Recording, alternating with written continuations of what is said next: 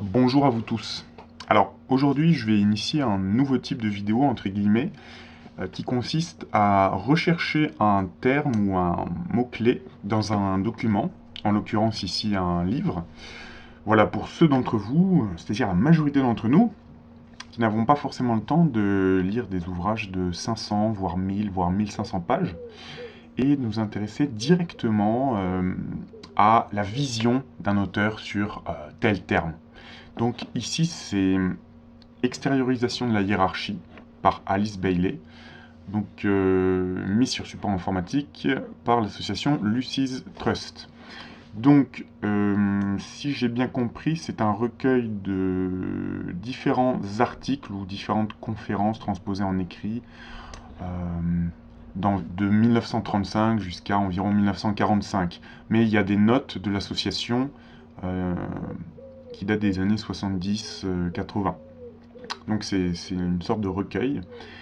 Et alors Alice Bailey fait partie de ce type de personnes qui étaient des précurseurs entre guillemets du New Age en Occident, hein, c'est-à-dire des gens qui utilisaient des termes comme Nouvel Ordre mondial ou beaucoup de termes qu'on entend à l'heure actuelle, mais avant les années 50 grosso modo, hein. Donc c'était les décideurs sur un plan spirituel, les décideurs futurs de l'humanité.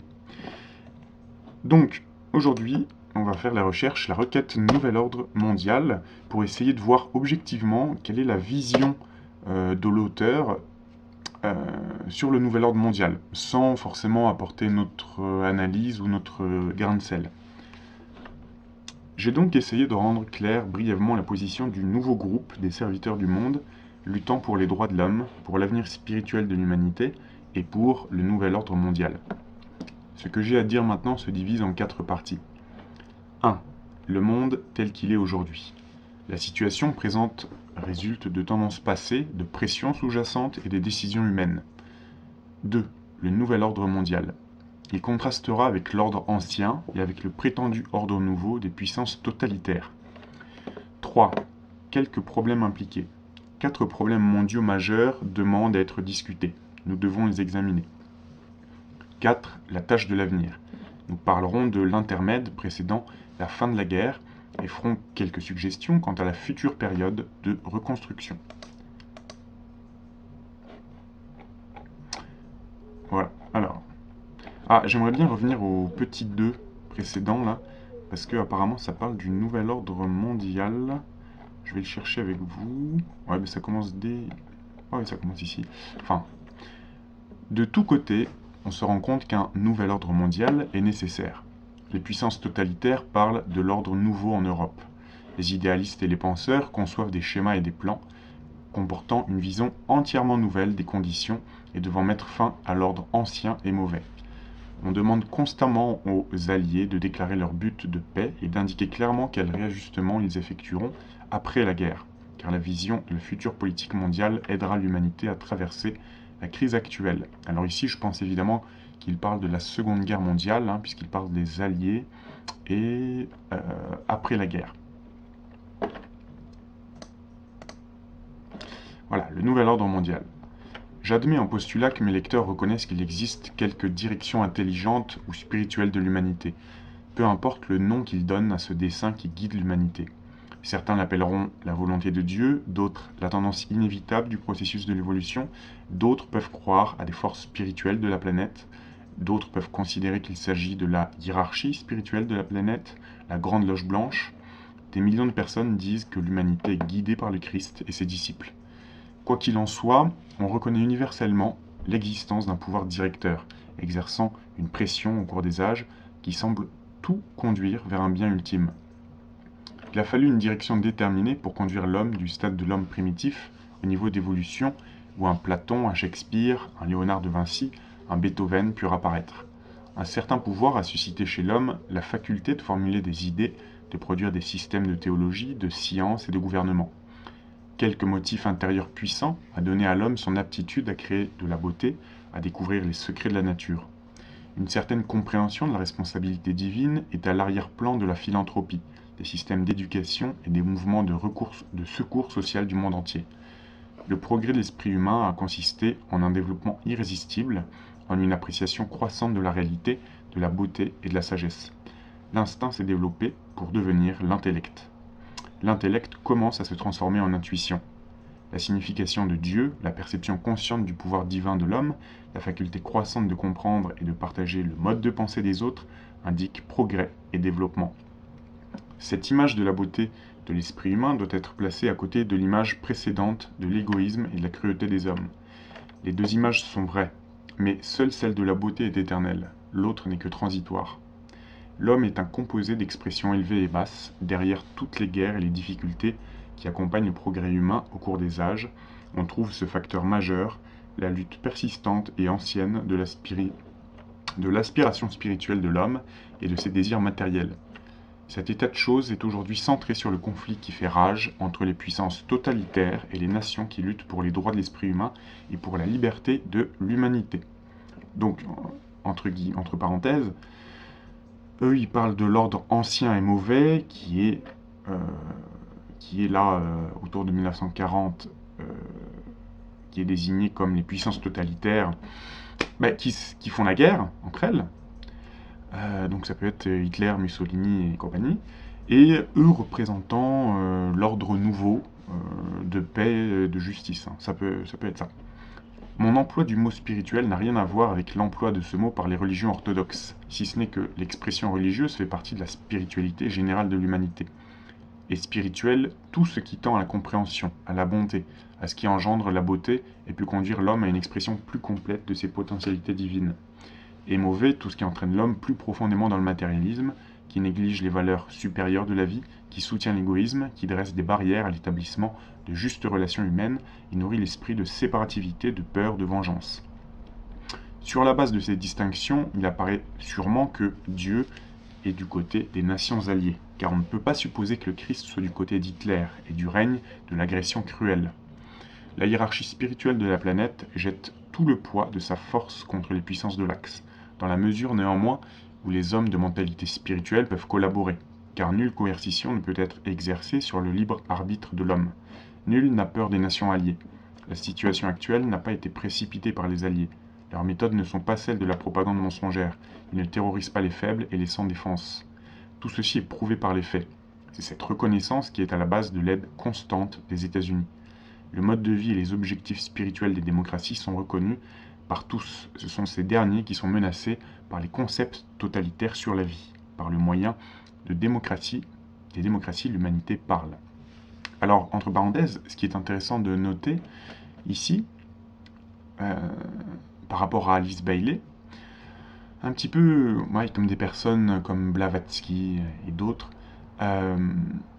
je pense pour ma part, enfin, ça pourrait être des êtres physiques, mais qui proviennent peut-être d'une autre planète, d'autres galaxies, et en fait qui se transposent physiquement, enfin dans un corps humain, et qui sont uniquement des channels, qui font du channeling, donc qui sont, qui prennent une plume, ou qui font des conférences, enfin qui écrivent des choses qui leur sont dictées, de manière automatique par quelque chose de supérieur. Voilà, je pense que ça pourrait être des envoyés de l'espace qui sont sur Terre pour accomplir une mission et qui n'ont d'humain que le physique, bien entendu. Et qu'est-ce qui nous fait dire ça? Des termes comme, elle parle de la hiérarchie spirituelle de la planète jette tout le poids de sa force contre les puissances de l'Axe. Donc là, elle parle pas seulement de la planète Terre, bien évidemment. La hiérarchie spirituelle de la planète. Alors, de la planète Terre, oui, mais elle parle de la hiérarchie spirituelle. Donc, elle implique... Ce qu'elle veut dire, c'est qu'il y a une hiérarchie... La plus haute hiérarchie dans ce monde n'est même pas matérielle, physique, elle est spirituelle. Hein, un petit peu comme la hiérarchie suprême des Rosicruciens.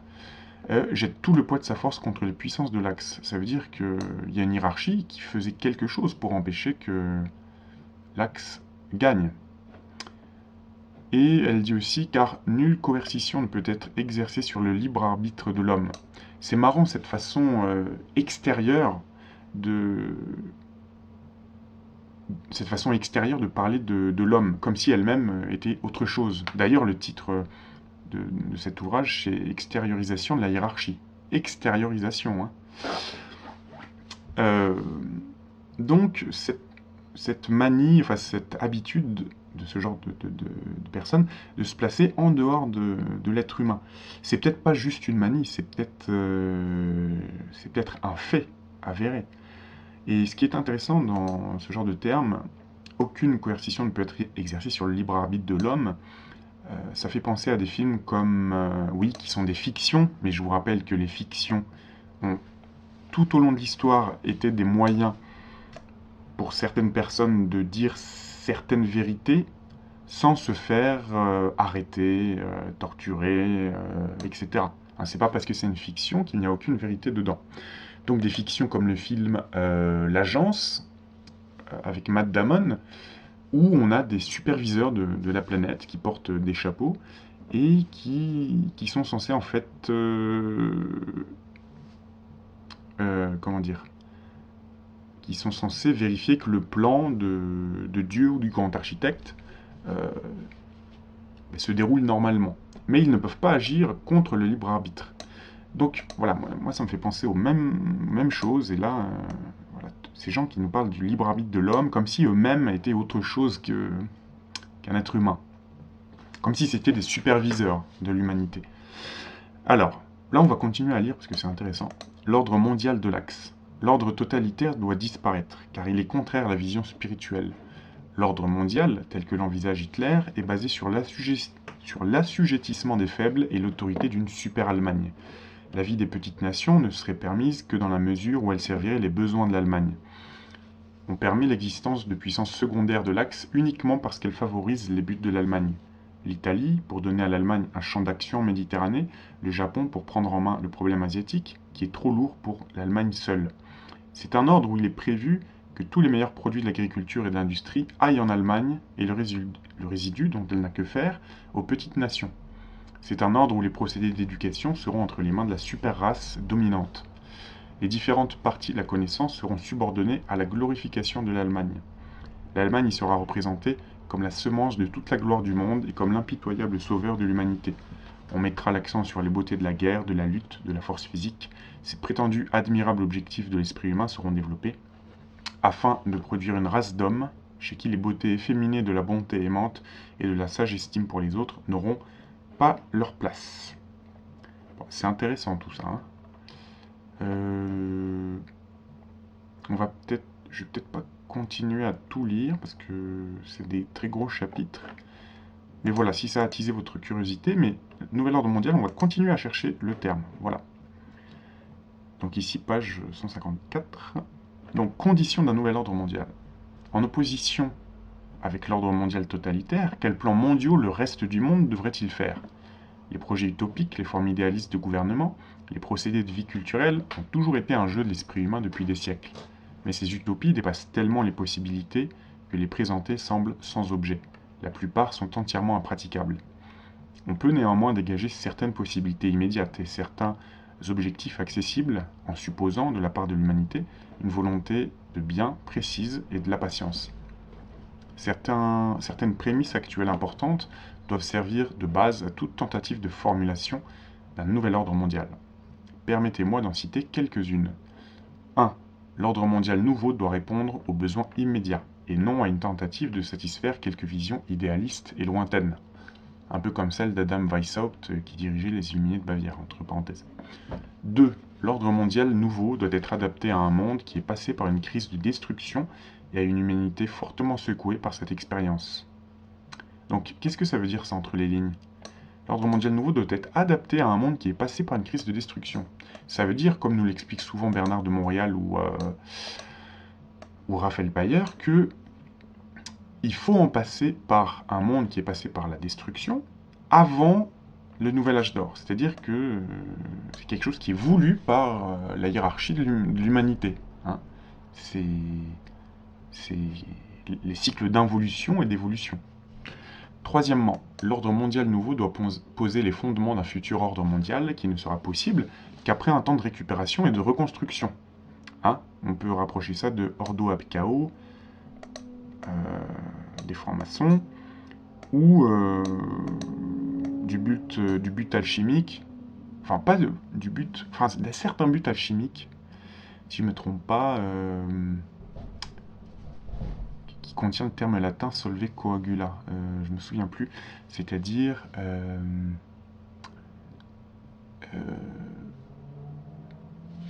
après la division, la réunification.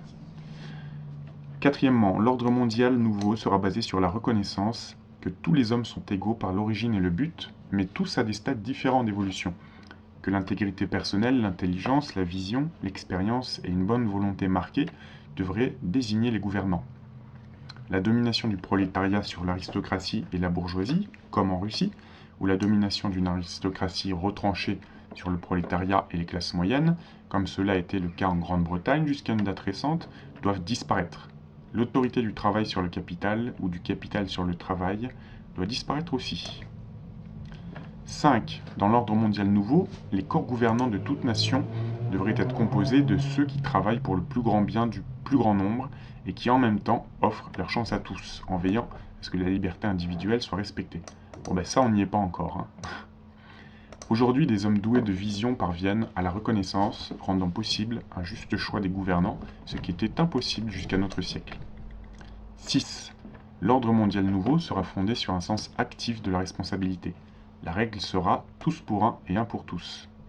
Ça fait penser aux 4 mousquetaires, ça je crois. Cette attitude devrait être développée entre les nations. Elle n'est pas encore présente. 7. L'ordre mondial nouveau n'imposera pas aux nations un type uniforme de gouvernement, une religion de synthèse ou un système de standardisation. Entre parenthèses, c'est pourtant ce à quoi on est en train d'arriver, hein, le nivellement par le bas. Bref. Les droits souverains de chaque nation seront reconnus, ainsi que son génie particulier. Les tendances individuelles, les qualités raciales pourront s'exprimer pleinement. Dans un seul domaine, il faudrait tenter de réaliser l'unité, dans le domaine de l'éducation. 8. L'ordre mondial nouveau reconnaîtra que les produits du monde, les ressources naturelles de la planète et ses richesses n'appartiennent à aucune nation en particulier, mais doivent être partagées par tous. Il n'y aura pas de nation dans la catégorie des possédantes et d'autres dans la catégorie opposée. Une distribution équitable et convenablement organisée du blé, du pétrole et des richesses minérales du monde entier se développera, basée sur les besoins de chaque nation, sur ses ressources intérieures et sur les besoins de son peuple. Tout ceci sera exécuté en relation avec le tout. 9. Dans la période préparatoire à l'ordre mondial nouveau, il y aura un désarmement régulier et contrôlé. C'est intéressant ça, quand même, des décennies avant 2018. Qu'est-ce qu'on est en train de faire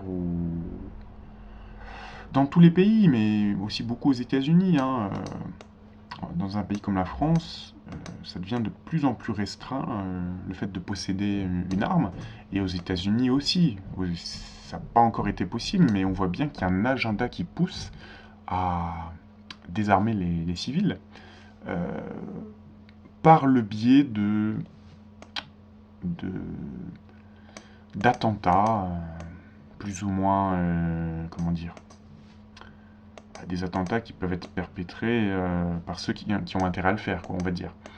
Et quand par hasard, ce genre d'attentat va toujours vers plus de remise en question du droit de posséder une arme. Parce qu'effectivement, il n'y a aucune raison que le peuple ne puisse pas disposer d'armes pour se défendre, mais que un gouvernement qui pourrait être autoritaire, lui, a le droit d'avoir des forces armées. Bon, petite parenthèse fermée. Ce ne sera pas facultatif. Il ne sera permis à aucune nation de produire et d'organiser des équipements à des fins de destruction. Ah donc, elle parlait aussi, oui, de l'armement des pays, hein, pas seulement des civils. Ou d'enfreindre à la sécurité de toute autre nation. L'une des premières tâches d'une future conférence de paix sera de régler cette question et de veiller au désarmement progressif des nations. Alors, est-ce que ce sont ces gens-là, cette hiérarchie, qui a créé des initiatives comme Bilderberg, hein? C'est possible. Voici les prémices simples et générales sur lesquelles l'ordre mondial nouveau doit commencer à travailler. Ces stades préliminaires doivent être maintenus fluides et expérimentaux. La vision de ce qui est possible ne doit jamais être perdue et les fondations doivent demeurer inviolées. Mais les processus intermédiaires et les expérimentations doivent être menés par des hommes qui, ayant à cœur l'intérêt supérieur de tous, peuvent changer le détail de l'organisation tout en sauvegardant la vie de l'organisme.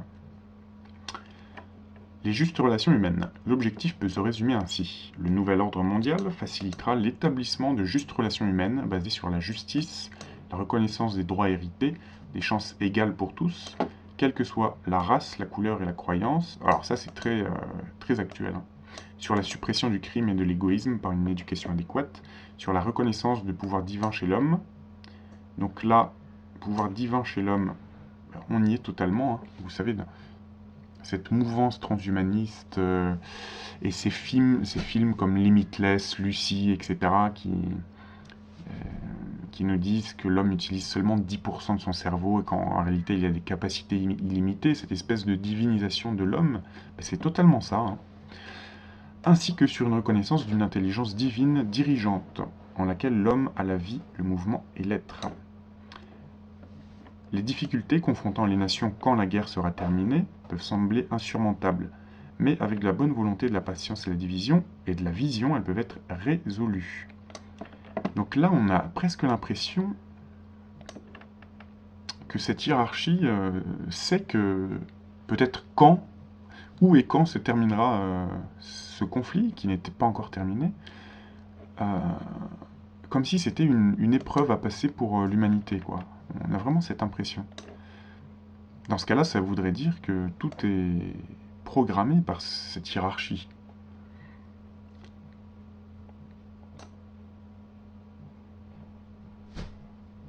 On va continuer parce que ça parle encore d'ordre mondial.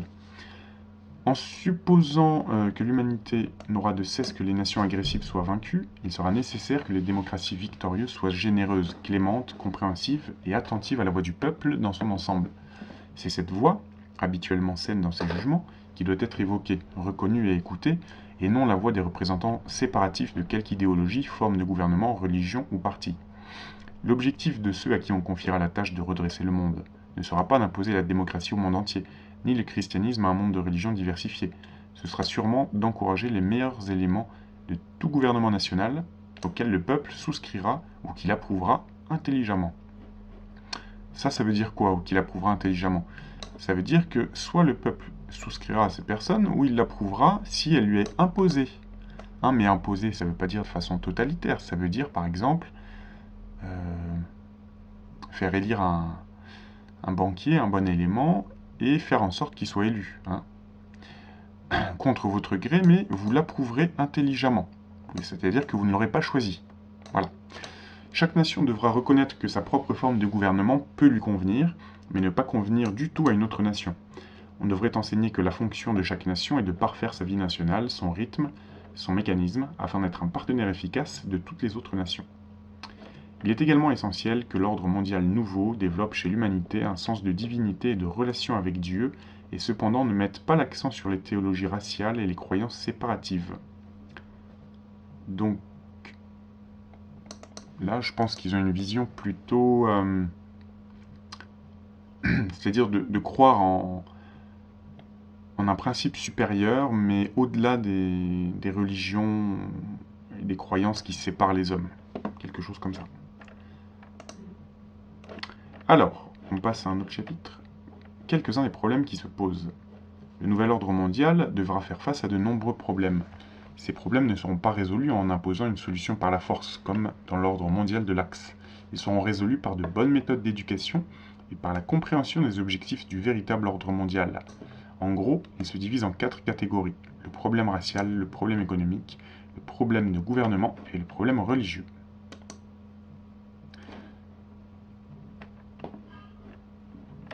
Par une bonne éducation, on peut enseigner aux petits-enfants des attitudes justes. Ils seront réceptifs car l'enfant ne voit ni ne reconnaît aucune différence. La vérité de la promesse biblique selon laquelle un petit enfant les conduira se révélera être scientifiquement vraie. Le nouvel ordre mondial instaurera ce processus éducatif. Alors, bon, là on peut se demander quand même entre les lignes, par une bonne éducation. Alors, qu'est-ce que signifie une bonne éducation pour eux? Ils seront réceptifs, disent-ils, car l'enfant ne voit ni ne reconnaît aucune différence. C'est un petit peu de la manipulation, là. Donc tout dépend, évidemment, ce qu'ils avaient en tête. Cette ère nouvelle de simplicité doit arriver. Le nouvel ordre mondial inaugurera cette vie plus simple, basée sur une nourriture adéquate, une pensée juste, une activité créatrice et le bonheur. Ces facteurs essentiels ne seront possibles qu'avec une juste réglementation économique. Alors, entre parenthèses, peut-être que c'est ce qui nous prépare en ayant auparavant fomenté une crise qui ne se résoudra pas et s'en suivra peut-être une vraie réglementation économique. Enfin, du moins je l'espère, mais c'est pas sûr. Cette simplification et cette sage distribution des ressources mondiales devront concerner les supérieurs et les inférieurs, les riches et les pauvres, servant ainsi tous les hommes également.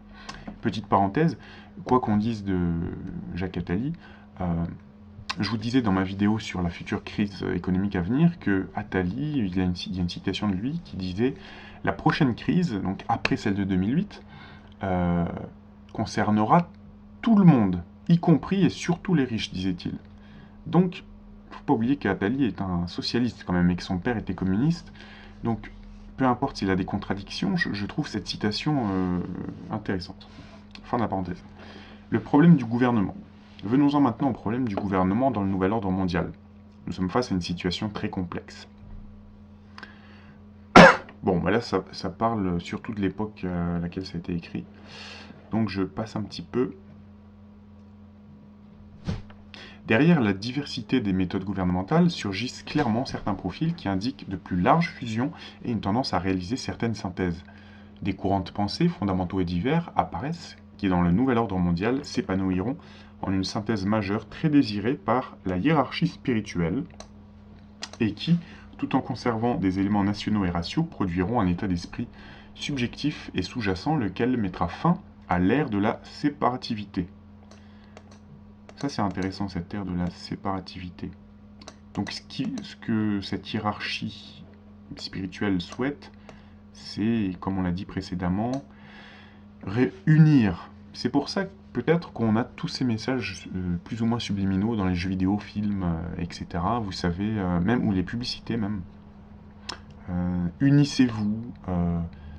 Peut-être la mixité raciale aussi. Peut-être voilà, aimez-vous les uns les autres. Ou même des slogans comme Unis, nous sommes plus forts, des choses comme ça. Hein, c'est exactement ça. On évoque aujourd'hui un désir d'État fédéré d'Europe, sur le modèle du Commonwealth britannique ou des États-Unis d'Amérique. Alors, n'oubliez pas que là, ils écrivaient ça dans les années 30 ou début 40. Et ils évoquaient un désir d'État fédéré d'Europe avant l'Union européenne. C'est intéressant. On parle d'un ordre nouveau en Asie, d'une politique de bon voisinage en Amérique, d'une union fédérale des nations démocratiques. Il y a aussi l'expansion régulière des républiques socialistes soviétiques. Certains groupements majeurs semblent possibles et probablement judicieux. On pourrait les envisager de la façon suivante. 1. Une union fédérale des grandes démocraties après la guerre qui pourra inclure tout l'Empire britannique, les États-Unis, les pays scandinaves et certaines nations du nord de l'Europe, Allemagne comprise. Or ça, visiblement, ça ne s'est pas fait. 2. Une union des pays latins comprenant la France, l'Espagne, tous les pays méditerranéens, les Balkans, excepté un ou deux pays qui pourraient être absorbés par l'URSS, et l'Amérique latine. Alors, si on exclut l'Amérique latine, tout le reste, ça correspond un peu à l'Europe actuelle. Hein. Et ce qui est intéressant, c'est que, excepté un ou deux pays qui pourraient être absorbés par l'URSS, c'est-à-dire, on a l'impression que cette hiérarchie spirituelle, elle est au courant de ce qui se produira dans le futur. Hein. Enfin, c'est un peu l'impression que j'ai. Troisièmement, l'Union des républiques socialistes soviétiques et certaines nations asiatiques collaborant avec elles, telles que la Chine et plus tard le Japon. Voilà.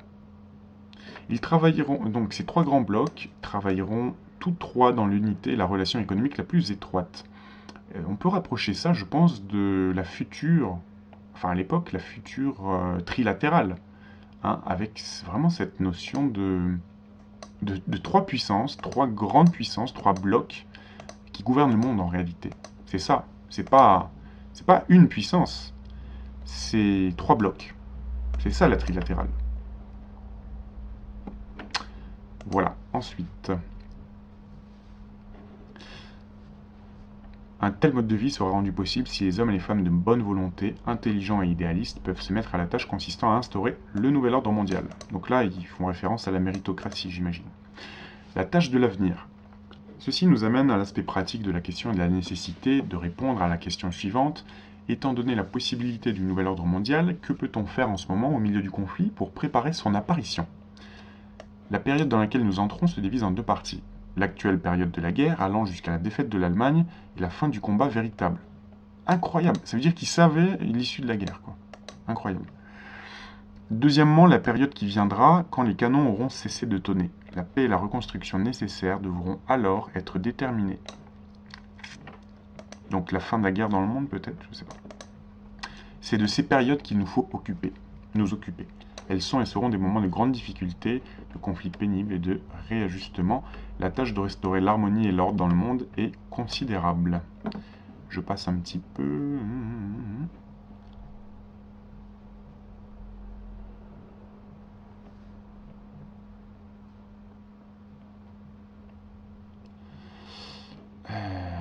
On fera appel à tout ce qu'il y a de meilleur chez les hommes et femmes de bonne volonté. Cela demandera une sage direction de la part du nouveau groupe des serviteurs du monde et retiendra l'attention de toutes les personnes intelligentes et compréhensives de chaque nation.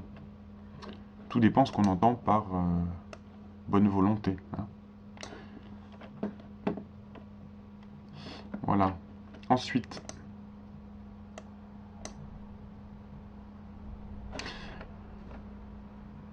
Découvrir ceux qui, dans tous les pays, réagissent à la vision du nouvel ordre mondial et qui sont des hommes de bonne volonté. Ça fonctionne un peu comme les Illuminati, ça. Hein. Les charger de présenter les possibilités futures aux masses dans tous les pays. Donc vous voyez comment ils vous considèrent, hein, vous et moi, les masses, hein, les masses. Troupeau de moutons à diriger. Je voudrais vous rappeler que les membres du nouveau groupe des serviteurs du monde, ainsi que les hommes et les femmes de bonne volonté, doivent être recherchés dans tous les domaines de la vie. On les trouvera parmi ceux qui adhèrent aux idéologies contemporaines, dans les cercles politiques et scientifiques, parmi les éducateurs et les philanthropes, parmi les créateurs, les industriels, les foyers normaux et parmi les ouvriers.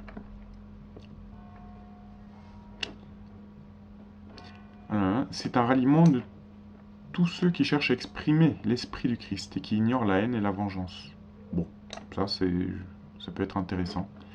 J'imagine qu'ils ont une vision un peu gnostique du christianisme.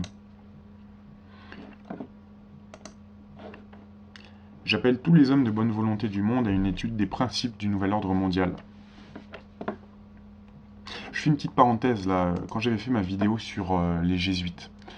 Bien évidemment que déjà, si je fais une vidéo sur les jésuites, je ne suis pas contre les chrétiens ni le christianisme. Je veux dire, comme si les jésuites représentaient tout le christianisme. Mais, vous voyez là ce que je suis en train de dire, c'est que le New Age est apparemment très connecté à une certaine vision du christianisme. Peut-être christianisme ésotérique. Peut-être un système gnostique, enfin... Pas le christianisme exotérique qui est répandu, hein, une autre forme de christianisme. Et c'est pas si idiot que ça, dans le fond, de dire que ces hiérarchies spirituelles ou ces hiérarchies de la planète sont pour l'établissement de la véritable chrétienté sur le monde. Mais on va dire un christianisme politique. Et c'est pour ça que je m'intéressais aux jésuites et de soulever l'hypothèse que, est-ce que les jésuites, dans le fond, contrairement à ce qu'on nous dit tout le temps, est-ce que ça serait pas eux, finalement, ou une certaine branche du christianisme, qui dirigerait le monde, mais de façon totalement discrète? Est-ce que le Vatican a un rôle à jouer là-dedans? Voilà, c'est tout ça qui est intéressant, parce que faut toujours se dire... Mais attends, c'est des gens extrêmement puissants encore d'aujourd'hui, mais à les entendre ou à entendre tout le monde, ils sont en déclin, ils sont ceci, cela. Mais attendez, c'est quand même les factions, les organisations les plus puissantes du monde. Donc voilà, fin de la parenthèse. Ah, mais à l'heure actuelle, isolés de toute action... alors oui, pardon. Voudriez-vous que je vous présente la hiérarchie comme un groupe placide d'observateurs prêts à aider le monde quand le conflit sera terminé, mais à l'heure actuelle, isolés de toute action et attendant simplement que la poussière et le bruit de la bataille retombent pour stimuler dans le mental des hommes la vision d'un nouvel ordre mondial où tout le monde vivrait agréablement, où il n'y aurait pas de chômage, où la peur et la terreur n'auraient pas de place, où tout le monde serait heureux, bien nourri et raisonnablement intelligent? Voudriez-vous que je vous donne l'image d'un grand groupe de disciples, d'initiés, d'aspirants qui seraient pacifistes, qui chériraient le côté forme de la vie, qui auraient peur de la mort, et resteraient passifs en face de la lutte à mort pour la liberté humaine, pour la vie, la conscience et l'esprit. Je vous affirme que cela m'est impossible. Ah bon? Merde. La hiérarchie est très différente de cela. Le pacifisme tel que vous l'entendez n'existe pas dans ces rangs.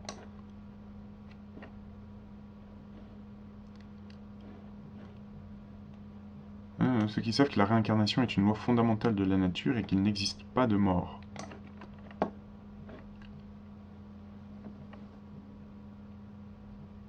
Ce qui pourrait expliquer, entre parenthèses, si ce sont ces hiérarchies qui sont derrière les cycles d'involution et d'évolution, si c'est eux qui planifient les guerres dans le fond, pour faire suite à une paix, si c'est eux qui manipulent ces cycles, on comprend bien que, en fait, ils donnent peu d'importance à la mort, puisque ils nous expliquent que la réincarnation est une loi fondamentale de la nature et qu'il n'existe pas de mort véritable. Donc, est-ce que pour eux, des millions de morts, ça... Je sais pas, hein, c'est une hypothèse. Est-ce que ça ne compte pas, puisque on a tous des réincarnations? Ben, ça peut aller loin, ces choses-là. Hein. Je sais pas, c'est juste une hypothèse de ma part.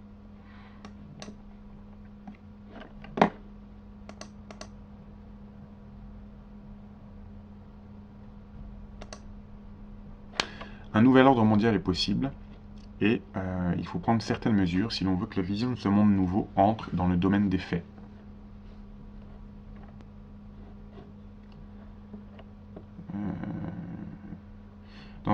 Chaque pas dans cette voie entraînera une bataille, le renversement de ce qui est ancien et aimé, la destruction de ce qui est inhumain, égoïste et cruel. Je devrais imprimer dans votre esprit la nécessité primordiale et initiale d'abattre les forces retranchées de l'agression telles qu'elles fonctionnent aujourd'hui par l'intermédiaire des puissances totalitaires.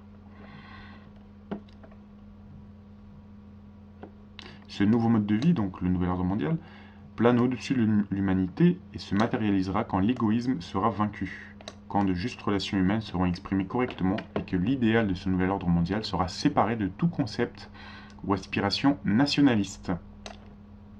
Ce ne sera pas un monde américain ou français ou britannique, ni un monde totalitaire.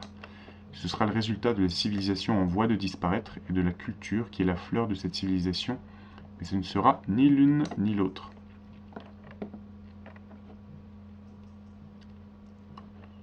Pour tous les hommes, toutes les races, toutes les nations, oui, bah c'est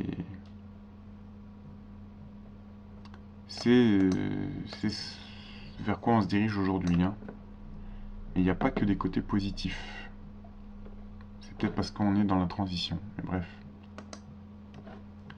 Quand cette vision du nouvel ordre mondial sera saisie par tous les hommes de bonne volonté dans toutes les nations, blablabla, et sera devenue une partie de la vie et du mental de chaque disciple, alors la démarche suivante sera d'étudier les facteurs qui entravent sa matérialisation.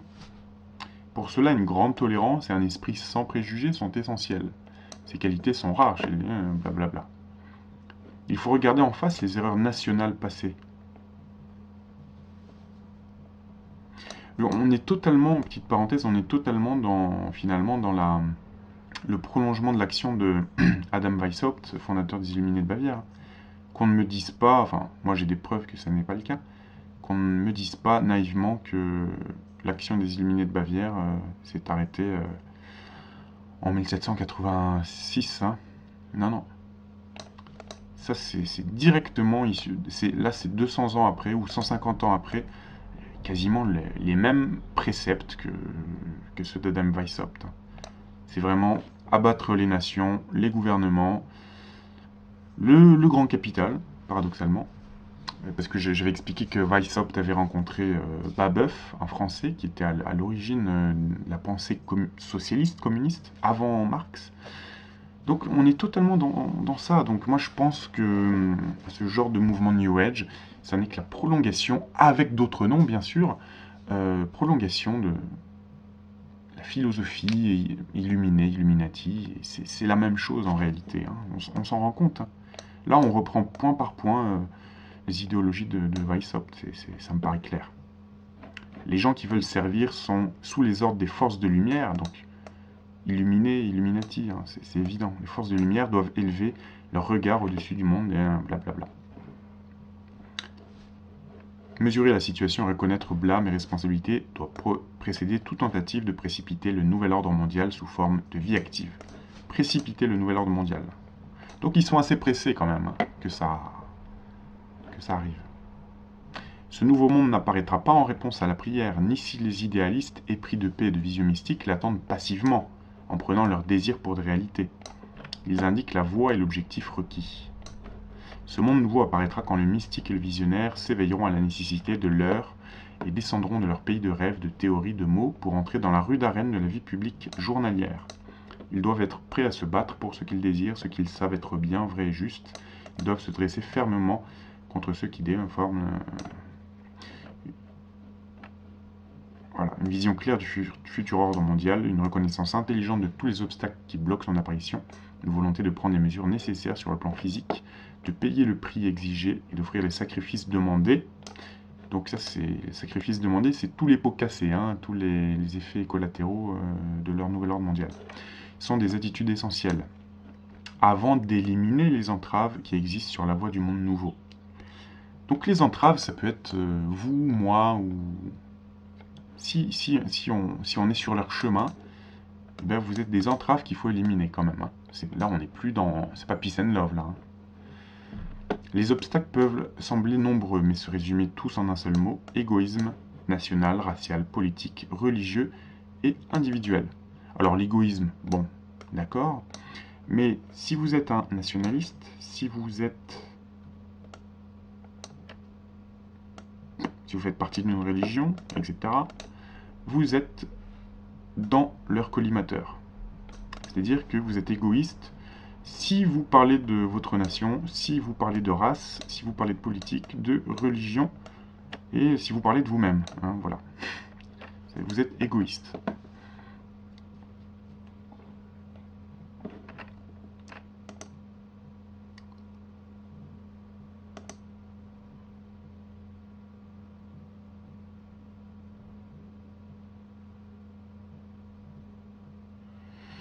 Donc, c'est une forme d'anarchisme un peu spirituel, en fait. C'est abolir toutes les autorités sur Terre pour créer le chaos, en fait, pour ensuite donner éventuellement lieu à une sorte d'ordre nouveau, dont eux seuls connaissent les tenants et aboutissants. Et... ouais, c'est un peu une forme d'anarchisme.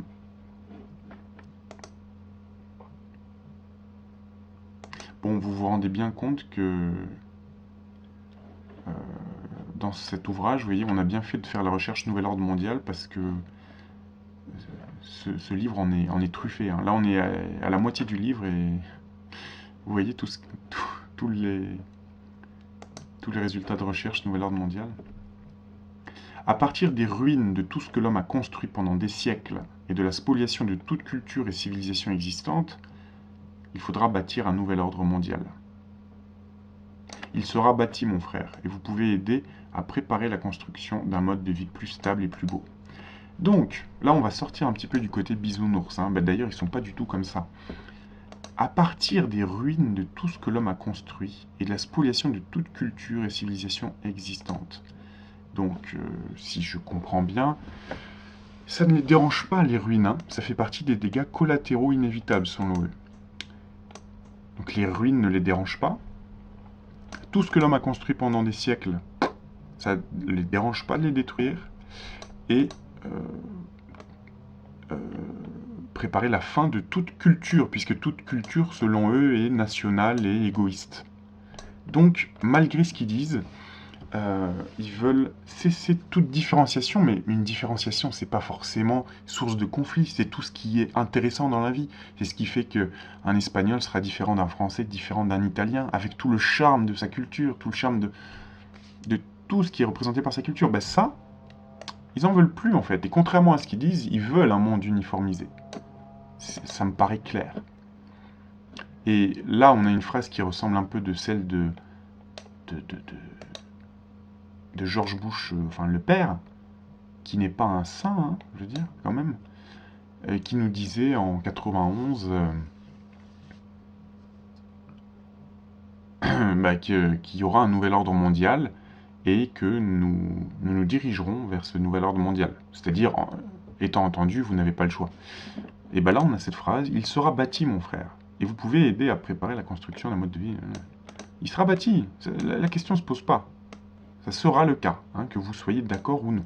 Donc si vous êtes sur leur route, ils veulent vous balayer. Hein. Donc c'est là où je dis que cette forme de New Age est dangereux. C'est pas du tout c'est pas du tout des bisounours. Hein. Ils nous ont déjà montré que ils reconnaissent pas la mort. Ça n'a aucune importance pour eux, vu que on a des vies successives. La mort humaine n'importe absolument pas. Et les dégâts collatéraux non plus.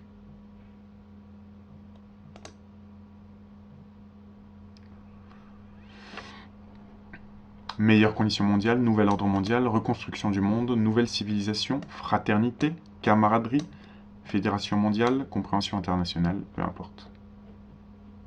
Des chances égales pour tous, quelle que soit la race, la couleur ou la croyance. Donc on y est totalement. Et vous voyez, ils font la guerre. Hein. La guerre n'est pas encore gagnée au moment où j'écris. Donc ils sont dans la guerre. Donc vous avez le droit de l'être aussi. Hein. Vous avez le droit de l'être aussi. Voilà. Bon, on va arrêter ici cette vidéo, parce que vous vous rendez compte qu'il y a de nombreux autres passages qui parlent de nouvel ordre mondial.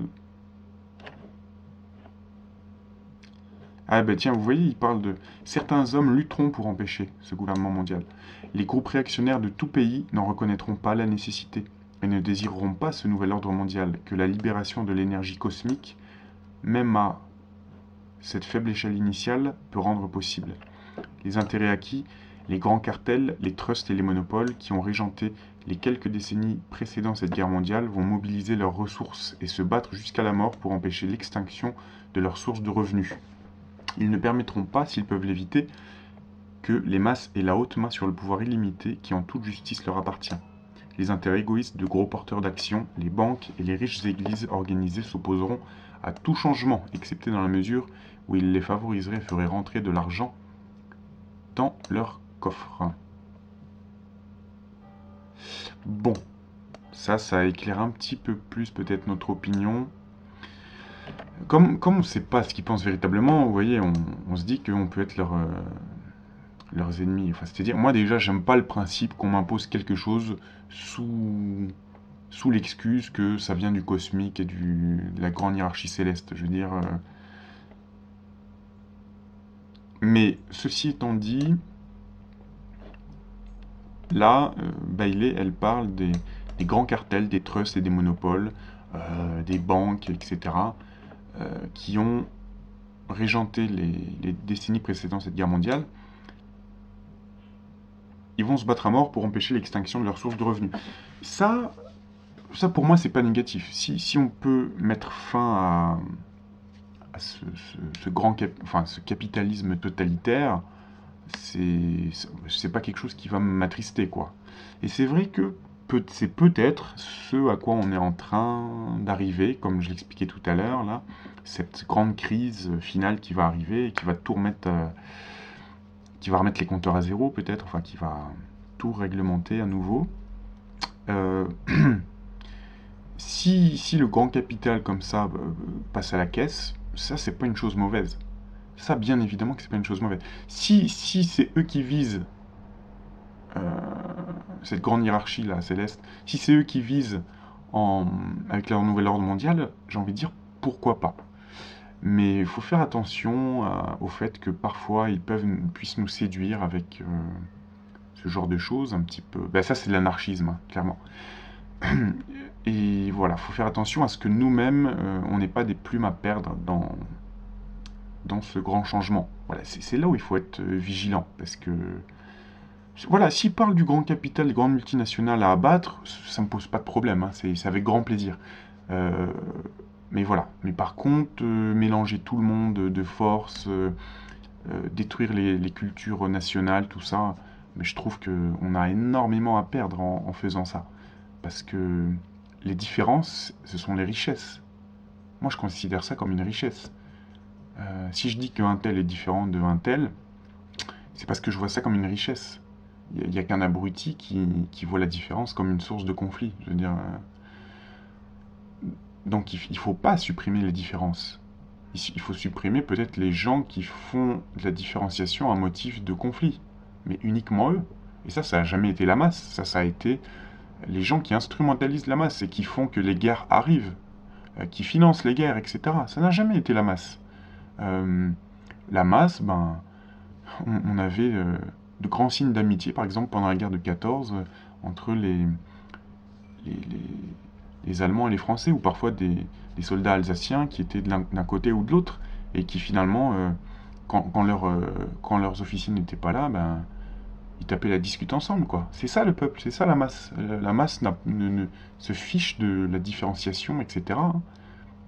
On n'a pas besoin de vous pour, euh, pour être fraternel. C'est pas nous qui voulons les guerres, c'est le grand capital, les grandes industries, de l'armement, etc. Et donc, peut-être vous-même d'ailleurs aussi, avec les cycles d'involution. Voilà, donc il faut pas nous raconter n'importe quoi. Voilà. Donc il y a certaines choses qui peuvent être intéressantes, mais il faut faire attention. Voilà. Je vous dis à bientôt.